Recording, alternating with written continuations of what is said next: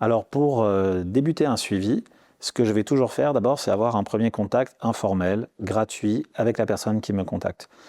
Si c'est l'athlète lui-même, on va essayer d'avoir un petit peu des informations sur ce qu'il amène, son projet, qu'est-ce qui lui pose problème.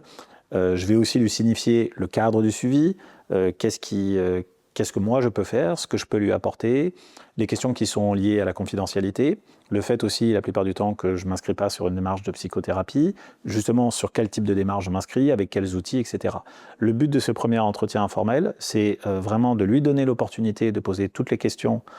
qu'il peut avoir par rapport à ma pratique, donc que ça soit l'athlète lui-même ou des parents de sportifs, ce qui arrive aussi régulièrement,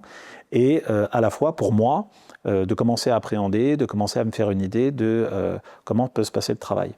À la suite de ça, ça va toujours commencer par une évaluation.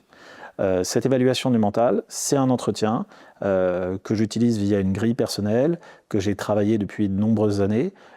C'est un entretien qui va durer généralement à peu près 1 heure, sur lequel on va analyser, discuter, demander des auto-évaluations sur l'ensemble des aspects du mental pour un sportif. Donc on va parler de la confiance en soi, de la gestion du stress, de la planification des objectifs, de la gestion émotionnelle, voilà, de plein de sous-catégories. Beaucoup aussi dans l'échange, et cet entretien en lui-même constitue déjà le premier pas d'un travail, parce qu'il y a beaucoup d'échanges, il y a beaucoup de questionnements, ça permet des fois de prendre conscience très souvent justement de ses points forts ou de ses points faibles, parce que c'est pas toujours évident de venir déjà avec une demande formalisée, en gros de savoir déjà précisément ce qui me pose problème. Donc on commence déjà un petit peu à démêler les nœuds dans l'évaluation et d'avoir une idée de ce qu'il y aurait besoin de travailler.